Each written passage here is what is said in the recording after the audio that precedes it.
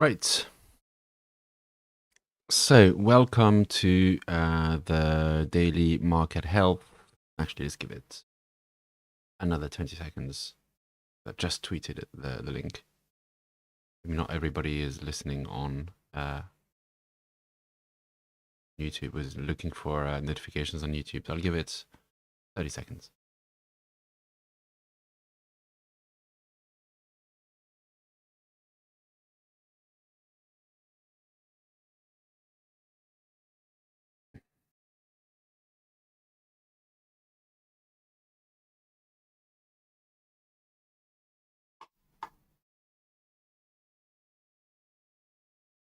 Okay, so I'll just get started. Welcome to the daily NFT market health analysis by me, Daniel Tenner, aka Swombat, where I try to analyze what's going on in the market, what sort of activity we're seeing, and offer some thoughts and analysis about where I see it going. Based on the data that I'm seeing, rather than just the vibes on Discord and Twitter, which can be a little bit misleading from time to time. If there's any issues, by the way, with the sound or something like that, please do let me know, because I can probably fix them, whilst if nobody lets me know, I can't fix them afterwards. So, without further ado, let's look at the indices. We can see there's a little bump here. So that could be nice, but then again, the bump doesn't look very big. There's the bump is also there, slightly smaller in Zeneca Old, and Zeneca News also. I mean, there's a slight increase in activity there, but as we'll see shortly, it's not really that exciting. If we look at the bar charts instead, what we can see is that there was here a big. There was a spike there in the volumes of the top 10 index.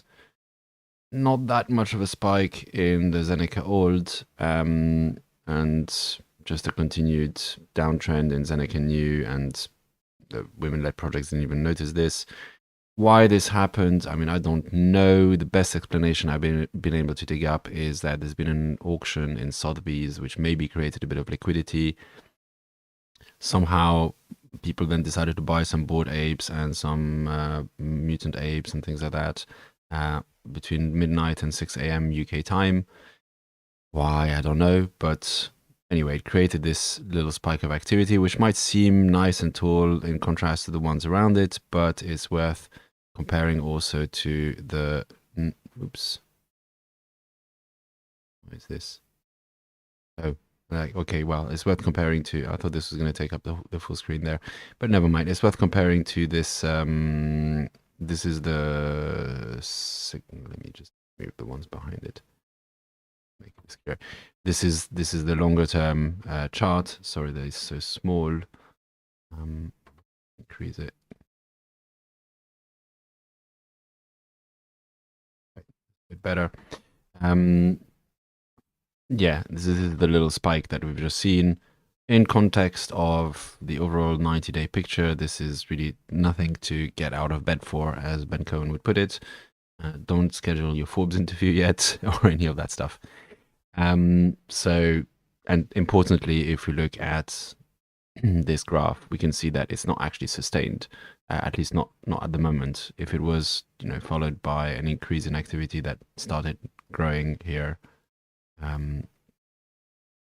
if this bar had been here, for example, and then the next one here, and then, we kind of saw a sort of increase in activity, that would be, I would regard this as more significant, but as it is just by itself and followed by an extremely low bar of activity with, again, less than about 10 sales across 10 projects in 6 hours, I'm not regarding this at the moment as particularly significant.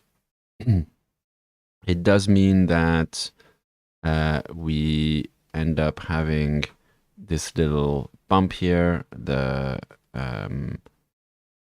top 10 index is, so the index is a little bit less sensitive to short-term changes, and it shows trends more easily. And unless the spike that we've seen on the bar chart is sustained, it will just, it will not impact this index very much. It will just appear at this kind of like little rise and then continues way down, assuming that's where it's going. Which, based on the sort of medium-term trends, does look relatively likely. If we then have a look at the top 10 index, sorry, the Zeneca Old Index, that's still at basically historic lows. It's bounced up a little bit, probably because it includes that spike from the top 10, but it's still, you know, last time we were at this level was around June, and a lot of the projects in Zeneca Old were not started in June, so this is very poor volume for those projects. If we look at the next one, Zeneca New, that one we know has been at historically very low levels already for a while. It's still there. I mean, both if you look at the tops there, they're kind of decreasing. The blue 7-day moving average is going down. These bottoms here maybe flattening out, maybe not. I don't know, it depends which graph you look at. Yeah, maybe it's kind of finding some sort of bottom, but I don't know. It's hard to be optimistic looking at this graph. And then finally, the women-led projects index is also, yeah, still continuing its downtrend. It's not dipped down again, so it's still on the what I've labeled in my thread a cigarette break. But I expect that it's going to continue going down. We'll see. I could be wrong. Either way, the data will tell us what is actually happening. If we then look at also a bit of the context, I mean, obviously there's war in Ukraine and Russia's economy is being crushed and all that kind of stuff. Bitcoin has found a sort of ceiling, which is around that bull market support band that Ben Cohen likes to talk about. Will it go past? Will it not go past? That's not really for me to say or even to try to analyze. There are much better crypto analysts than me. ETH is, as usual, kind of following the same trend as BTC, so sort of like doing more or less the same thing there. This, if it persisted and we were in normal market conditions, would be a good signal for NFTs to start taking off. But I don't really think we're in great market conditions at the moment. And so I don't expect NFTs to take off particularly. Because simply, like, as an investor, as somebody who's also kind of, you know, a regular human being who's who can still sort of make rational choices, when I look at the state of the NFT market, I can't imagine somebody who's not already in the NFT market looking at that and saying, "Oh yeah, I really want in this thing. This looks like, you know, totally where the future is." Right now, effectively, the only way to make money in this market is whitelist flipping. And that's a very short-term activity that doesn't really create long-term value. As I shared in my thread, it feels like, you know, there's a sort of like long-term potential of the NFT space that's there, and that I really believe in as a fundraising mechanism. But in order to fulfill that potential, the space needs to appear safe, needs to appear worthwhile to somebody who's you know, not a total degen. And right now it doesn't. And until that changes, we're not going to get a big influx of normal people going into the market. We might find other pockets of degens around the world that still haven't heard about NFTs and still want to jump in. But, you know, how many of those gamblers are we going to find? Perhaps there's an infinite number of them and we're never going to run out. But I don't know. I think my view is that the big returns, the big influx of people is going to be when the space starts to realize its potential as a fundraising mechanism. I mean, it's already realizing it as a global digital art marketplace. That bit is working reasonably well, but the fundraising side of NFTs is currently mostly represented by, you know, Kevin, and that's just not a good poster child for people who like to invest in startups and businesses and things like that. Once it becomes more, Basie was a better poster child for this. Like, at least it's built a global brand. People can recognize that this is that there's something potentially valuable there. Whilst with the stuff that's making money at the moment in the NFT space. It's just not very appealing to me as an investor. So I'm not buying into these kind of projects because that's not how I want to make money. But yeah, sure, people are still making money in this market, but it feels to me like when you play the degen trading whitelist flipping game, it's not really a wag me sort of game. It's more taking money out of the pocket of those who are slightly less skilled than you and who kind of mistime their trades or don't have enough information, and leaving them holding a bag that gets progressively more worthless. I don't feel like I want to play that game. It doesn't feel constructive to me. It doesn't lead to a better future. I want to play the game of investing in cool projects that have the potential to change the world. And that game right now is not at the forefront of the NFT space. It's hard to make a case if I talk to anybody outside of the NFT space that this is what's happening in this space. And so I think we're going to struggle to attract those kind of people. And those are going to be the big influx of money when we actually have a space that's attractive to them. So a couple of a question has come in. Thanks, Prometric. The question is, do you think the existing NFT projects, mostly blue chips, would do much better once Coinbase comes in, considering Coinbase because the new stable market, oops, message retracted. The second part of the question that's coming. I'll start answering and see what the second part. Considering Coinbase becomes the new stable market, which I doubt, as every new marketplace comes with its own set of issues. Yeah, so I mean, the thing with Coinbase is this: like, do I think Coinbase launching a marketplace is going to be good? I think so. Yes, it will have a positive effect. I think they have a better chance than all the other competitors at the moment of dethroning OpenSea. I think because they already have so many so much market pool, and just they have a better claim on being something that's going to last. Whilst looks rare, looks potentially like good, but there's a lot of uncertainty about whether it's going to still be here next year, and it's a lot more uncertainty around the other marketplaces that makes it difficult for people to commit to them. And anyone in the NFT market knows that everybody hates Coinbase, so everybody hates OpenSea, because they just their pace of innovation has been so glacial, even as they've raked in billions of dollars of revenue and raised masses of money, and it's just nobody's particularly, or very few people are very positive on OpenSea. So Coinbase coming in with credibility and with competently executed marketplace could well manage to actually displace OpenSea, maybe, especially if they have some kind of way that makes it superior. I'm guessing that maybe they'll use or they'll enable the option of custodial wallets for NFTs, which might reduce gas fees, which might have all sorts of impacts. I don't know. We'll see how they do that. Will that bring a massive amount of new people into NFTs? I'm not so sure about that.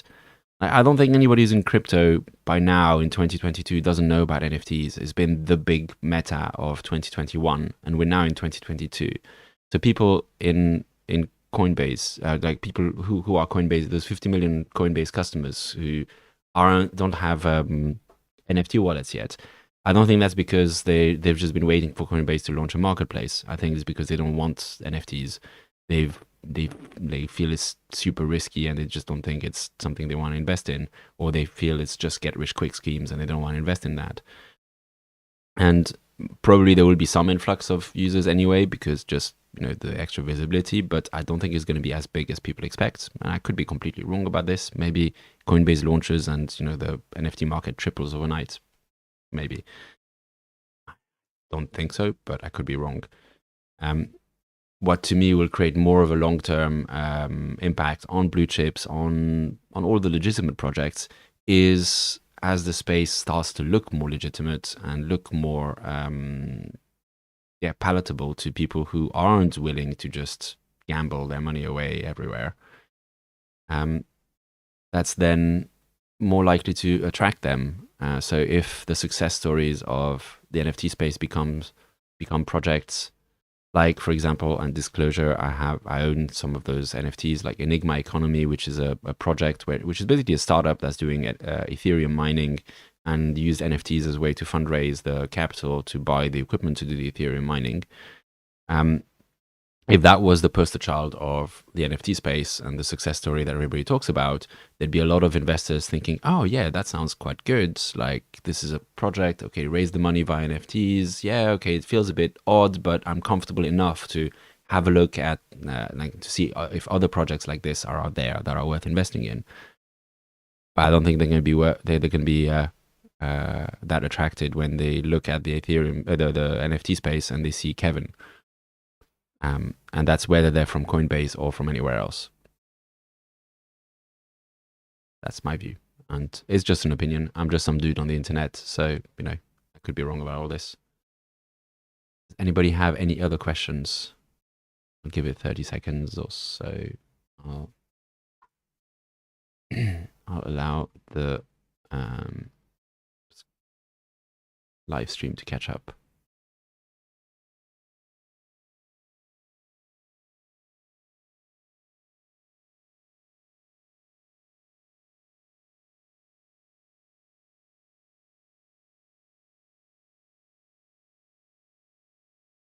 I'm looking to the left because that's where the questions are. If nobody has any questions, I might well close the stream shortly. Thank you very much. Thank you everyone very much for dialing in or for listening to this later. I hope this analysis is helpful to you. Somebody is typing a question. The vegan heathen.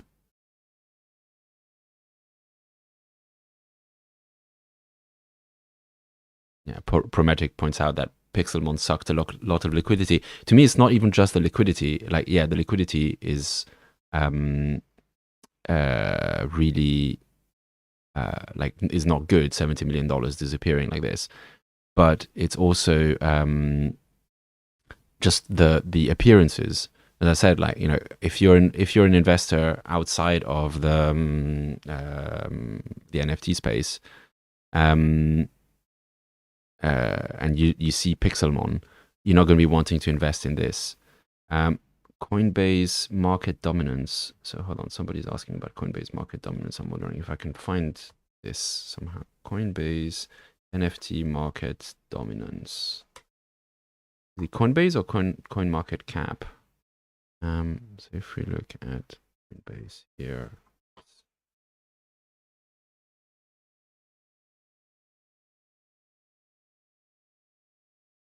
I don't see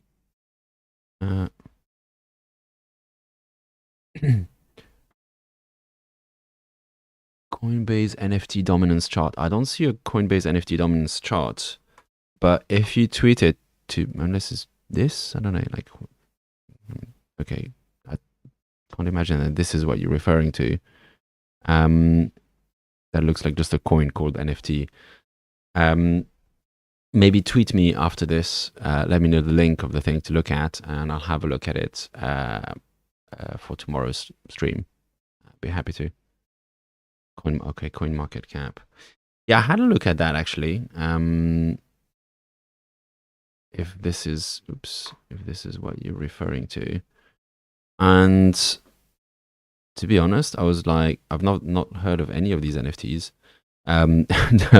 It's and they're all on Binance chain, which I don't know. In my from what I hear, is not meant to be particularly savory. So I can't really comment on it at this point. Like, it's interesting that all of them are in Binance coins rather than any of it being in Ethereum.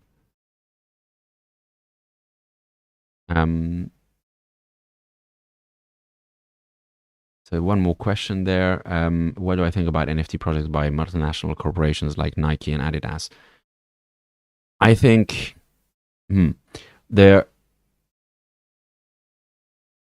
it feels to me like there's like the big brands can recognize that there's something going on in the NFT space, that there's like an opportunity to build their brand. And so they're playing with it. Like if they're branding companies, and Nike and Adidas are brands primarily, and secondarily they're clothes manufacturers. And so like as they see the space, like building a brand like BAYC, of course they're interested in playing around with it. I don't think that they're likely to push the NFT space towards its future. They're just, I mean, maybe there are some people in those brands who are really passionate about the potential of NFTs and how they can, change the world. But I suspect it's more opportunistic than that. So I wouldn't read too much into the big brands making part, like, Puma made a partnerships with some of the cats projects. Adidas, I think, was bought Apes. Nike, Nike bought Artifact. I think they're doing that as branding plays to sort of make sure they have a stake in the space, rather than as something